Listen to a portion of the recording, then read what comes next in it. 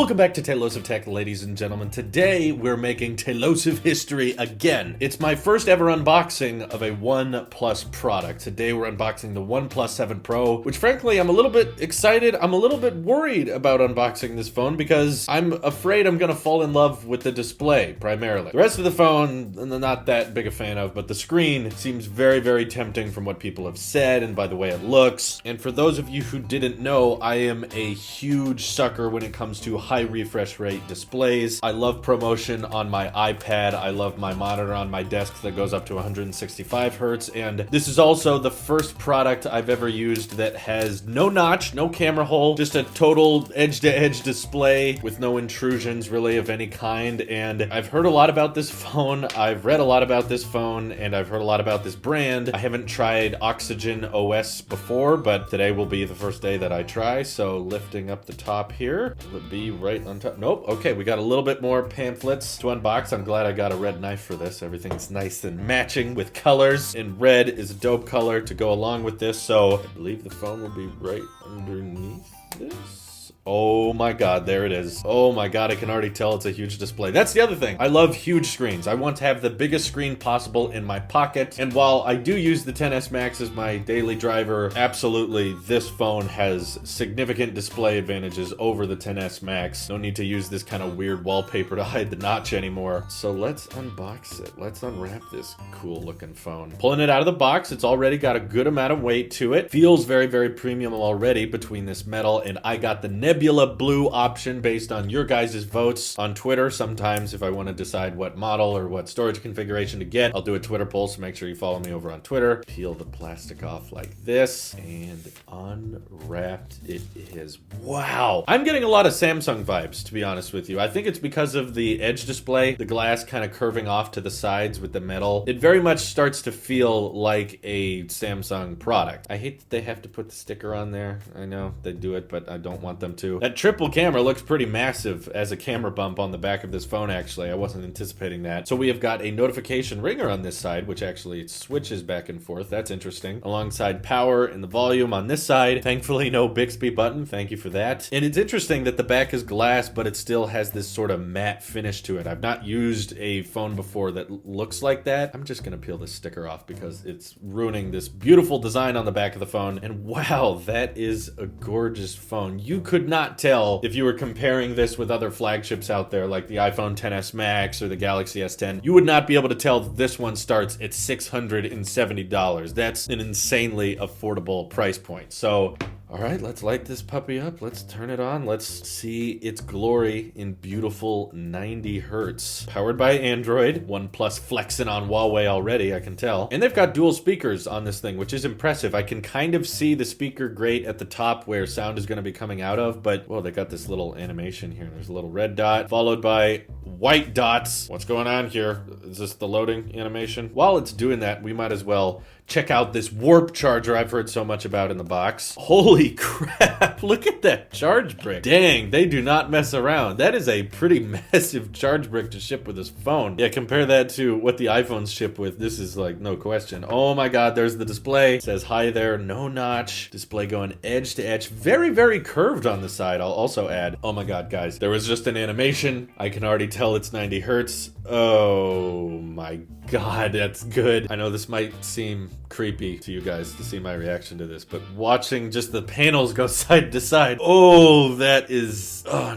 no, that is freaking smooth right there. Holy crap. Signing into my Wi-Fi there, feeling the taptic feedback of the keyboard. It's very, very precise. The taptics are very, very clean. They're very, very quick, and I like that, especially when typing on a keyboard. Oh, it almost feels wrong, you know, that there's no notch, there's no camera hole. It just feels different. And I'm not trying to say that in a bad way. It's really good. I feel like it's not quite Christmas Day, but I'm already unwrapping my gifts because I know it's not possible yet for the iPhone to have no notch, no camera hole or anything because they care so much about Face ID. But I feel like I'm looking at a very forward-thinking, very futuristic-looking design here because they've just surpassed the competition with that no notch. And I know there's the compromise with the pop-up camera, but I haven't activated it yet. I'm still doing the setup right now, but I can already tell the 90 hertz refresh rate, and it is so visually pleasing to the eye. Visual peanut butter, as I call it. I like the way the display kind of blends over the sides, though I guess I'm used to that with Samsung phones. I'm curious if I'm going to set off the display as often as I did on Samsung phones. Maybe Oxygen OS has some kind of fingerprint rejection of some sort, but let me try to set up my fingerprint reader here with their version of the under the display fingerprint reader, which is a little bit different than Samsung's. So we're gonna rest my thumbprint right there a couple times. Lift up when you feel the vibration. Okay, this feels like a standard fingerprint reader setup process. Continue to adjust the position of your finger. Okay. It's a very satisfying animation, actually, the way it like bounces as you rest your finger on it like that. It's amazing that you still have this gorgeous OLED display. You can tell with all this darkness, you know, those pixels are truly off, and yet it's still able to maintain that 90 hertz refresh rate. That is just awesome. Oh, screen calibration. We got vivid, natural, and advanced. Okay, I think vivid looks the best. And there you have it. Whoa! We got a dynamic wallpaper by default on the front of that thing. Oh my god. This is so smooth. Oh my god. This is dangerous, okay? This is dangerous. I'm gonna get used to this, and then I'm not gonna want to use my iPhone anymore. And that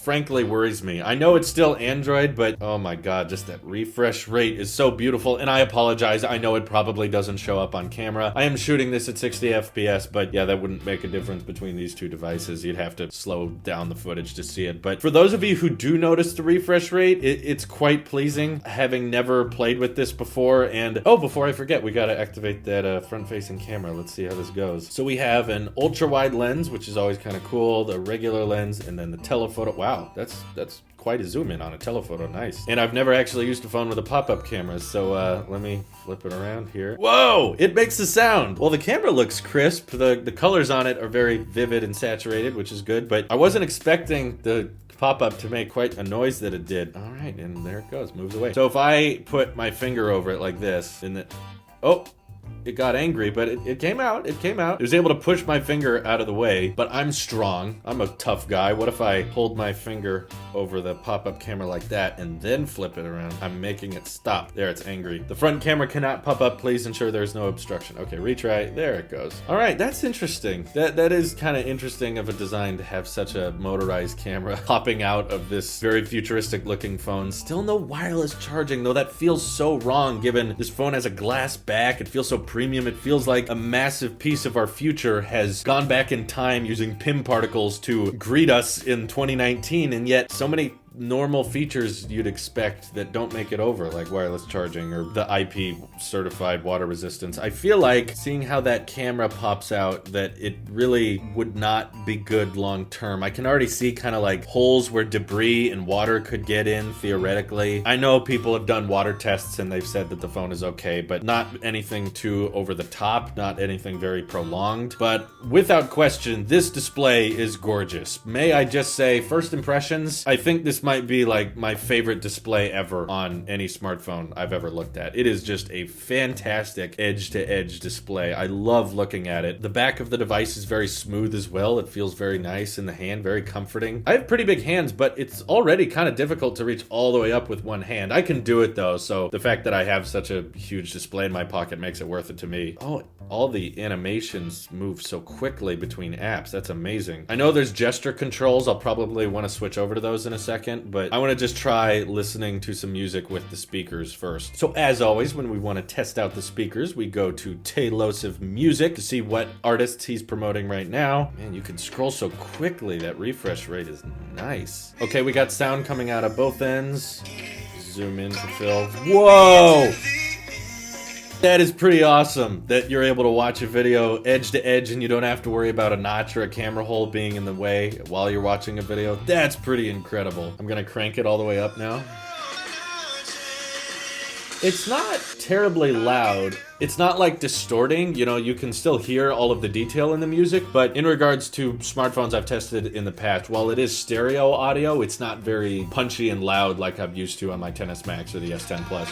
Definitely good enough for anything you need to watch on your phone. Just a little bit quieter than other devices I've listened to in the past, but I am going to put my SIM in this. I'm going to test it out and see how comfortable I can get with it, and if there's any real huge complaints I have with this phone aside from the IP water resistance and the wireless charging. Putting all those aside, will there be any problems I have with it? Maybe not much, aside from, you know, Android. Also, why is there like a never settle like on the home screen? Like, that's not part of the wallpaper. That just happens to be there, which is kind of funny to me. Oh, it's part of the weather widget. Now that I activated the weather widget, it went away and now it's just the weather. Okay. Anyway, very excited to test out this phone. Very excited to review it for you guys, and I'll keep you posted with my thoughts on it. And I'm excited to test it out. This is one of the few Android phones in a long time I'm looking forward to using. So thank you guys for watching. If you have any questions about the OnePlus 7 Pro that you'd like to ask specifically to me, feel free to ask me over on Twitter or join our Discord server where I try to be as active as I can and interact with you guys in a more personal way. So thank you all for watching. This is your Apple Sheep here, ironically, and I will see you in the next one.